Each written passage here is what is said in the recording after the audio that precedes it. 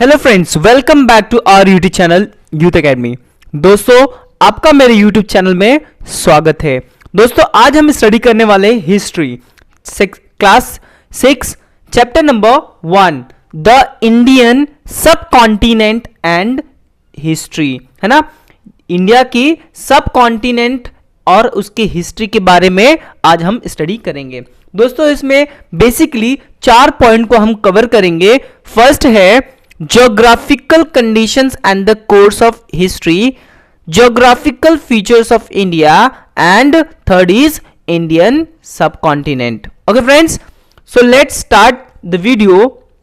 और दोस्तों, video start करने से पहले आप मेरे चैनल पे नए हैं तो प्लीज चैनल को सब्सक्राइब जरूर कर लें, क्योंकि आपके सपोर्ट की मुझे बहुत जरूरत है। Okay friends, 1.1 geographical conditions and history. तो दोस्तों, जो इंडियन जो सब कॉन्टिनेंट है उसके जो ज्योग्राफी है ना, ज्योग्राफिकल जो वहां का एरिया है उसका कंडीशन एंड हिस्ट्री क्या है, इसके बारे में हम इसमें जानेंगे। इन द 5th स्टैंडर्ड हमने पिछली कक्षा में we show at some length that there is a close relationship between man and his environment. दोस्तों, पिछली कक्षा में पढ़ा हमने कि मनुष्य और पर्यावरण का कितना क्लोज रिलेशन होता है। We show how the changes in the lifestyle of the earlier man and his technology were related to the changes in his surrounding. और दोस्तों, हमने ये भी देखा कि किस तरह इंसान की जो टेक्नोलॉजी है, उस टेक्नोलॉजी की वजह से इंसान की लाइफस्टाइल कैसे चेंज हो जाती है, आजू बाजू का पर्यावरण कैसे चेंज हो जाता है, ये हमने देखा। We also reviewed the history of human civilization, okay, from the stone age to the agricultural civilization that flourish on the banks of river. दोस्तों, हमने देखा कि human civilization from the stone age to the agricultural civilization तक ले हमने देखा कि किस तरह मनुष्य नदी के किनारे रह के अपना पूरा जीवन निर्वाह करता था। ओके दोस्तों, history is a coherent account of the significant past even in the progress of human culture. History क्या होता है? हिस्ट्री वो होता है जो पास्ट में जो हुआ है वो किस तरह मनुष्य रहता था, कैसे, उसको क्या कहते हैं, उसको लिखित रूप में रखता है अपने पास। ठीक है।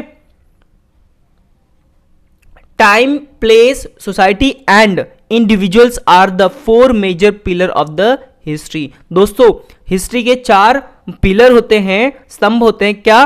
टाइम, समय हमें बताता है हिस्ट्री, प्लेस, जगह बताता है, सोसाइटी हमें बताता है, एंड इंडिविजुअल्स, एक एक व्यक्ति के बारे में भी हमें हिस्ट्री बताता है। ये 4 पिलर है हिस्ट्री के। We can not write history without them. और अगर ये 4 चीज ना हो तो हम हिस्ट्री नहीं लिख सकते हैं। ओके दोस्तों, we can not write history without them of this 4 component, that is place is related to geography, है ना। जो प्लेस है वो उस वहां का ज्योग्राफी बताता है ना, जो ज्योग्राफिकल एरिया होता है, कंडीशन होता है, वो हमें बताता है। In this sense history and geography are inseparable. दोस्तों, जो हिस्ट्री होता है वो ज्योग्राफी होता है वो एक दूसरे से अलग नहीं होता है, वो दोनों एक साथ ही होता है। History is influence by geographical condition in many ways. और हिस्ट्री जो होता है उसको कई बार ज्योग्राफिकल जो कंडीशन होता है वो क्या करता है, उसको इन्फ्लुएंस करता है, उसको हिस्ट्री को लिखने में, बनाने में मदद करता है। Our diets, clothing, housing, occupations, in fact, all human life in any regions depend to a large extent on its geographical characteristics. दोस्तों, जो हमारा भोजन होता है, हमारे कपड़े होते हैं, हमारा घर जो होता है और हमारा व्यवसाय जो हम काम करते हैं, ये भी क्या होता है, ज्योग्राफिकल कंडीशन पे ही डिपेंड करता है कि वो अगर किस तरह का, जैसे कि एग्जांपल बताऊं तो जहाँ पे गर्मी होगा तो वहाँ का घर कैसे होंगे, अलग होंगे, है ना, एकदम ठंडे वाला होंगे। जहाँ पे गर्मी होता होगा वहाँ पे, और जहाँ पे ठंडी होता होगा वहाँ के घर अलग होते हैं, क्योंकि और कपड़े में भी डिफरेंस आ जाता है। ठंडी में ऊनी कपड़े पहनेंगे और जहाँ पे गर्म होगा वहाँ पे हल्के कपड़े, छोटे कपड़े पहनते हैं। For example the life of the people in hilly region, example दे रहा है, जो पहाड़ों पे रहते लोग, is more strenuous than that of the people on the plains. वो बहुत ही जो ऊपर पहाड़ के ऊपर रहते हैं उनका घर बहुत ही स्ट्रेंजियस होता है, बहुत ही खपड़ेल का होता है, ओके प्लेन। और जो बाकी जो घर होते हैं वो उतने नहीं होते हैं। Not much fertile land is available in the hilly region while in the plains it's available on a large scale. और दोस्तों जो हिली रीजन होता है वहाँ पे फर्टाइल लैंड मतलब उपजाऊ भूमि जो होती है वो वहाँ पे नहीं होता है। पहाड़ी एरिया पे खेती करने लायक ज़मीन नहीं होती है, लेकिन जो ज़मीन नीचे होते प्लेन एरिया पे अवेलेबल होता है। That is why grains and vegetables are scarce in hilly areas. इसीलिए क्या होता है, जो वेजिटेबल्स है, गेहूँ होता है, धान होता है, ये सब क्या होता है वहाँ पे उतनी मात्रा में नहीं मिलती है, ठीक है। हिली एरिया पे हमको नहीं मिलता है वेजिटेबल्स खाने को, ठीक है। In comparisons people on the plains get them in a sufficient measure, है ना। लेकिन कंपैरिजन में देखा तो जो ज़मीन पे रहते हैं, एकदम समतल ज़मीन पे, नीचे प्लेन एरिया पे रहते हैं, उनको बहुत अच्छे से सुविधा मिल जाती है। Naturally this has an impact on the diet of the people. और ऑब्वियसली दोस्तों जैसा वहाँ पे जो कुछ मिलेगा तो ऑब्वियसली उनके डाइट पे भी इसका इम्पैक्ट पड़ता है। अभी जो वहाँ पे आपको मिलेगा वही आप खाओगे, है ना, तो ये उनके डाइट पे, उनके भोजन में भी क्या होता है, असर पड़ता है। In hilly regions people depend more on hunting and gathering for their food. दोस्तों जो हिली एरिया होता है, पहाड़ी पर्वत एरिया होता है, वहाँ के लोग अपना भोजन किससे ज़्यादा करके खाते हैं, हंटिंग, है ना। हंटिंग मतलब शिकार करके खाते हैं, है ना, जानवरों का शिकार करते हैं। गैदरिंग फॉर फूड, और फलों को जमा करते हैं, सब कुछ जमा करके जंगलों से, पेड़ों से तोड़ करके लाके ज़्यादा करके खाते हैं अपना food, okay. We also find other such differences in the lifestyle of the people of the hilly regions, है ना। और भी बहुत सारे उनके लाइफस्टाइल में हमें डिफरेंसेस देखने मिलते हैं and those of the plains. और जैसे कि बहुत सारे उनके जो लाइफस्टाइल होते हैं, कपड़े हो गए, खाने पीने के तरीके हो गए, रहने का तरीका हो गया, सब कुछ में क्या होगा, डिफरेंस होता है compare to the plains, okay, जो ज़मीन पर रहते हैं उनके मुकाबले। The climate, rainfall, agricultural produce, flora and fauna of the region where we live are the source of our livelihood। जहाँ पर हम जीते हैं, हम रहते हैं, हम निर्वाह करते हैं, वहाँ के क्लाइमेट पे, रेनफॉल पे और एग्रीकल्चर जो वहाँ पे प्रोड्यूस होता है, जो खेती होती है उस पे, और वहाँ का जो विविधता है उस पे हमारा क्या जीवन निर्वाह डिपेंड होता है। The lifestyle and culture of a region develops with their support. जो हमारा लाइफस्टाइल होता है, हमारा कल्चर, वो किस पे डिपेंड करता है, वहाँ के रीजन पे, वहाँ के जोग्राफिकल कंडीशन पे हमारा लाइफस्टाइल और कल्चर डिपेंड करता है। Human settlements have a flourish wherever the means of living are plentiful. जब दोस्तों वहीं पे मनुष्य रहता है, वहीं पे अपना घर निर्वाह करता है, सेटलमेंट होता है, ह्यूमन सेटलमेंट होता है, जहाँ पर फ्लोरिश, क्या, जहाँ पे अच्छे से पनपता है, क्या, हमारे जीवन से रिलेटेड जो भी चीज़ें हमें चाहिए, जहाँ पर होता है हम वहीं पे अपना घर बसर करते हैं। Over a period of time this settlements develop further into village and towns. और धीरे धीरे दोस्तों क्या होता है, वो सेटलमेंट्स गांव और शहर में तब्दील हो जाता है। But sometimes reasons like the degradation of the environment, drought, invasions etcetera lead to the scarcity of this means. तो कभी कभी दोस्तों क्या होता है, जो पर्यावरण को क्षति पहुंचती है तब उसके वजह से ड्रॉट मतलब अकाल पड़ता है, इन्वेशन बहुत सारे तकलीफ, जैसे कि अर्थक्वेक, बाढ़ वगैरह कुछ आ गया तो क्या होता है, हमारा जो वहाँ का रहने के लिए क्या होता है, हमें प्रॉब्लम हो जाता है। स्कैर्सिटी ऑफ दिस मीन्स हमें वो चीज़ें मिल नहीं पाती है। People are force to leave their settlements. Obviously क्या होता है, लोग को अपना जो जहां पे रहते हैं उसको छोड़कर जाना पड़ता है। Villages and towns become deserted, और जो गांव और शहर होता है क्या बनता है, वो क्या बन जाता है, रेगिस्तान के जैसा हो जाता है। जब वहां पे उस इंसान को जहां पे रहता था वहां पे उसको उस चीज नहीं मिलेगा, जैसे कि पानी की कमी है, अगर पानी नहीं मिलेगा तो वो इंसान वहाँ पे क्यों रहेगा, वो छोड़ करके वहाँ से चला जाएगा और वो जगह क्या हो जाएगा, सुनसान हो जाएगा, रेगिस्तान के जैसे हो जाएगा। We see many such instance in history, हमने बहुत देखा है हिस्ट्री में ऐसा होते हुए।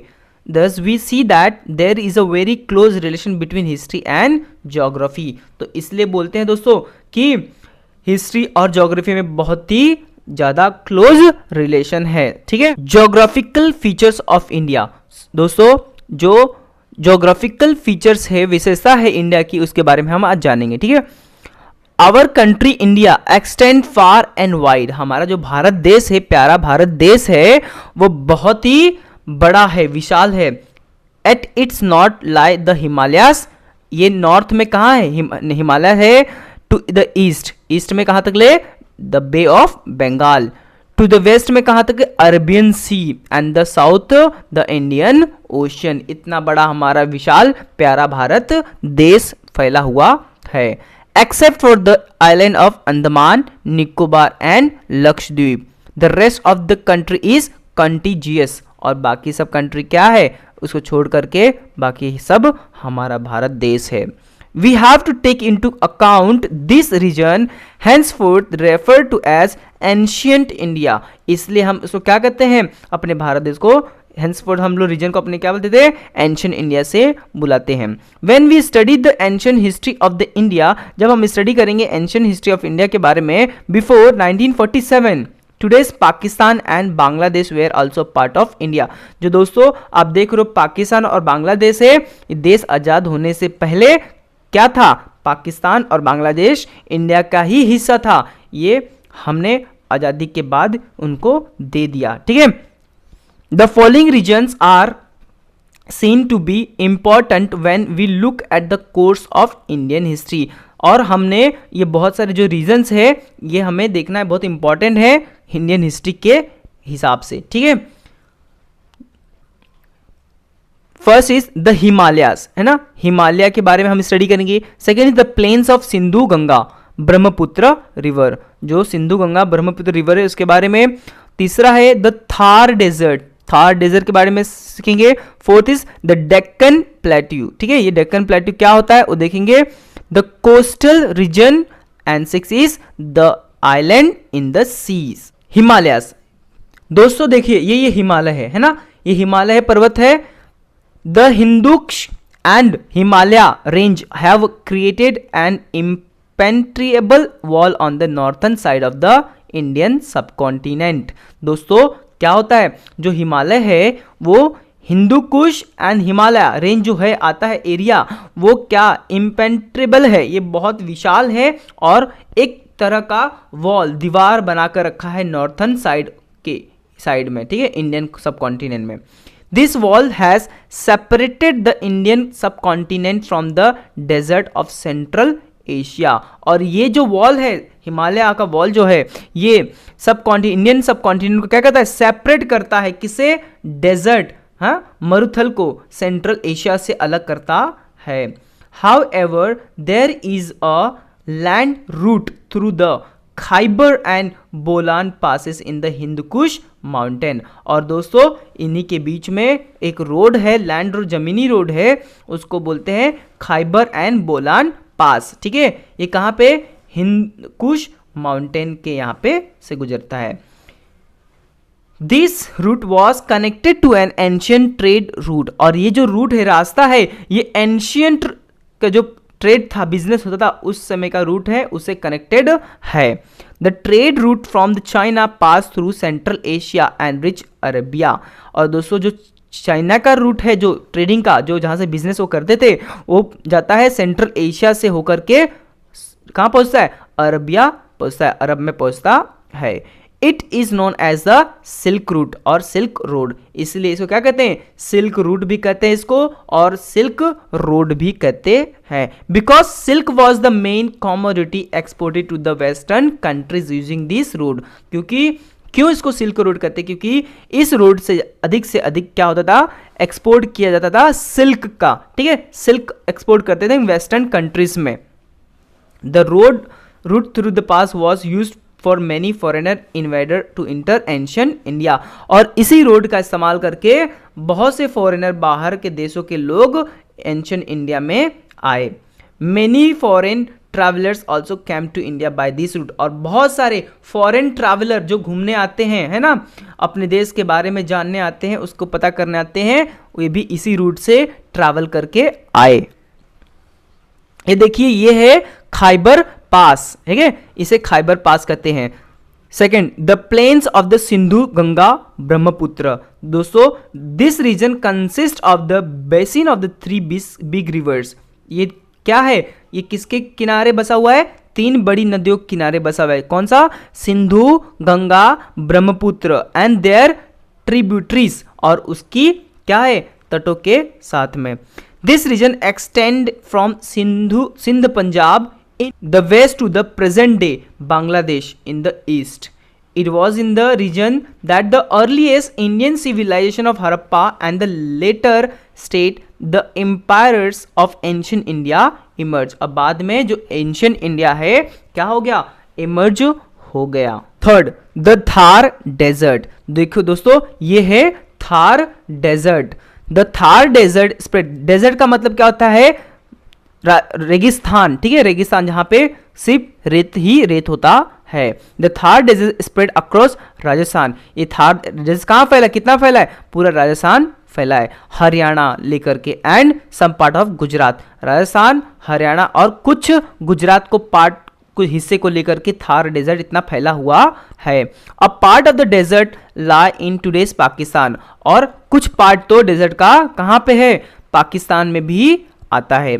The desert has the Sutlej river to its north. जो डेजर्ट है वो क्या है, उसके साइड से सतलुज रिवर भी जाता है नॉर्थ साइड से, और Aravalli mountain range to its east, और अरावली जो पर्वत है वो ईस्ट से होती हुई उसको जाती है। The Rann of Kutch to its south and the Indus मतलब Sindhu river to the west, और इसके साइड में द इंडस रिवर बोलते हैं, हिंदी में सिंधु रिवर नदी कहते हैं, वो क्या है, वेस्ट में पड़ता है, ठीक है।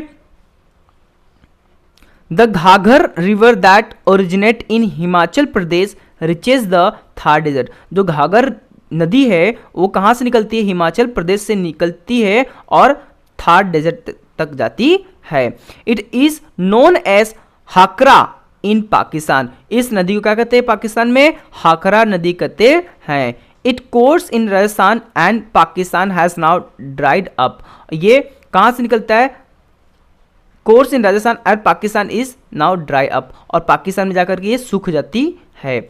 Many sites of the Harappan civilisation are situated along the now dry course of the river. और अभी कि दोस्तों बहुत सारे ऐसी जगह हरप्पन सिविलाइजेशन के समय से ये बहुत सारी जो नदियां हैं क्या हो रही है, ड्राई होती जाती है, सूखते हुई जा रही है।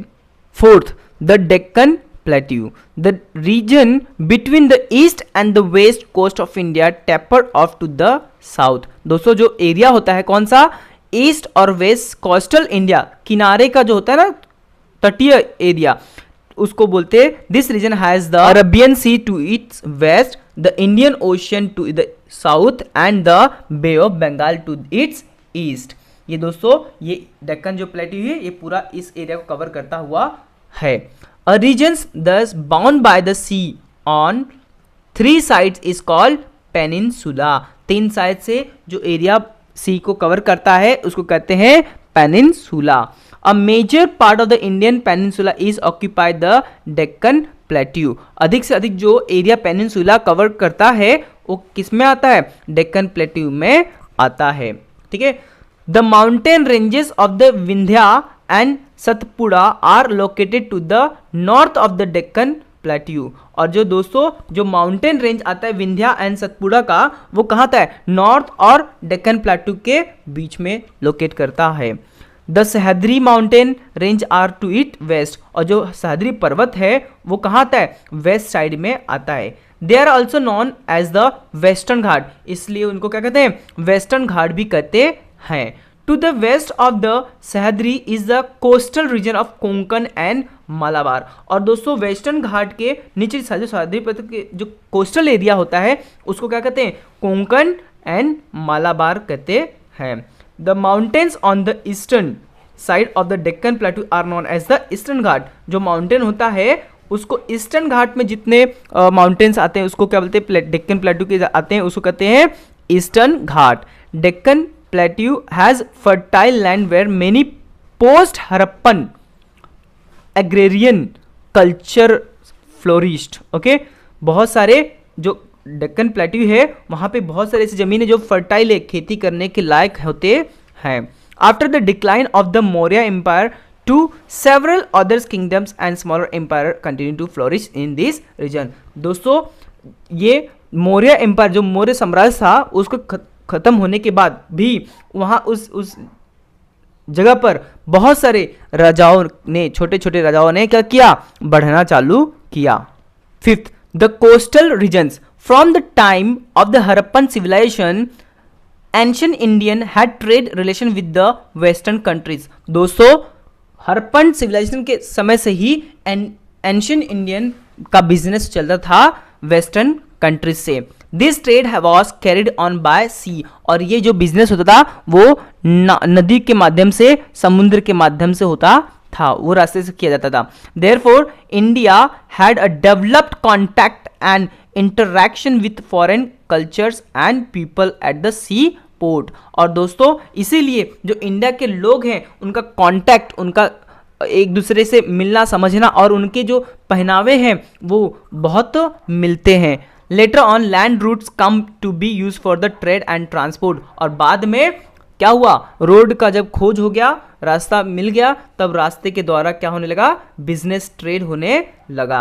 But the importance of sea route did not diminish, लेकिन इसका मतलब ये नहीं कि जब रोड मिल गया तो जो नाव के रास्ते से, नदी के रास्ते से होता था वो खत्म हो गया, ऐसा नहीं था। इंपॉर्टेंस उसका खत्म नहीं हुआ, डिमिनिश मतलब खत्म नहीं होना, ठीक है। The island in the sea, Andaman and Nicobar are the Indian island in the bay of Bengal. दोस्तों जो अंडमान और निकोबार द्वीप है वो इंडिया का आइलैंड है जो बे ऑफ बंगाल में है। Lakshadweep is a group of Indian island in the Arabian sea, और जो लक्षद्वीप है दोस्तों वो इंडिया के आइलैंड है जो बहुत सारे छोटे छोटे द्वीपों को बना करके बना है जो अरेबियन सी में है।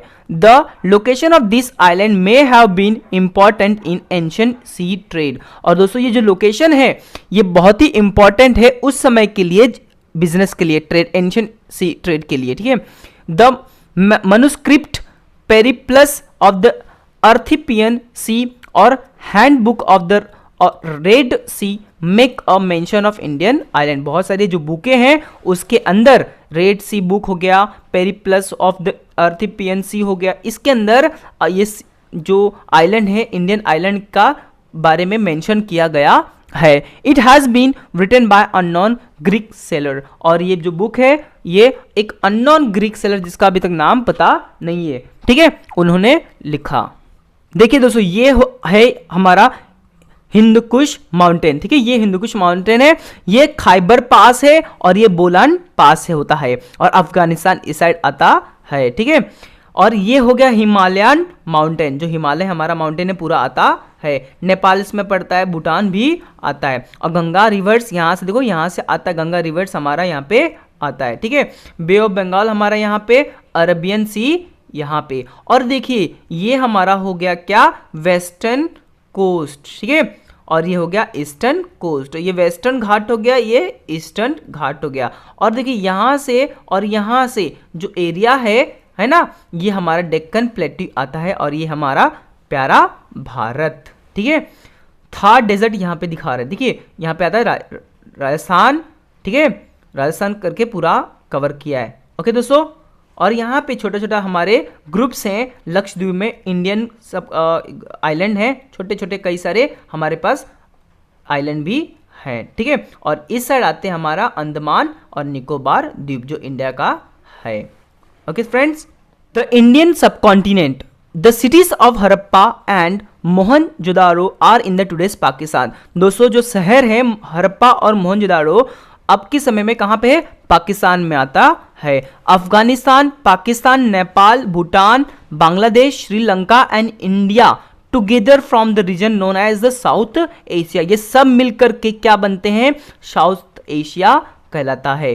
Considering the expanse and significance of India in the region it is also known as the Indian subcontinent कहते हैं। इस सभी को एक बड़ा बनने के लिए इसलिए इसका नाम दिया गया है इंडियन सबकॉन्टिनेंट आता है। The Harappan civilization had spread mainly in the northwestern part of the Indian subcontinent। दोस्तों जो हड़प्पन सिविलाइजेशन है अधिक से अधिक कहाँ फैला? North west part of the Indian subcontinent में फैला हुआ था। चाइना और म्यांमार और नेबरिंग कंट्रीज, जो चाइना था और म्यांमार, ठीक है, ये कंट्री है और नेबरिंग कंट्रीज जो थे are not a part of South Asia. ये दोस्तों साउथ एशिया का पार्ट नहीं है, चाइना और म्यांमार। और द इंडियन सबकॉन्टिनेंट, और सब इंडियन कॉन्टिनेंट के भी पार्ट नहीं है।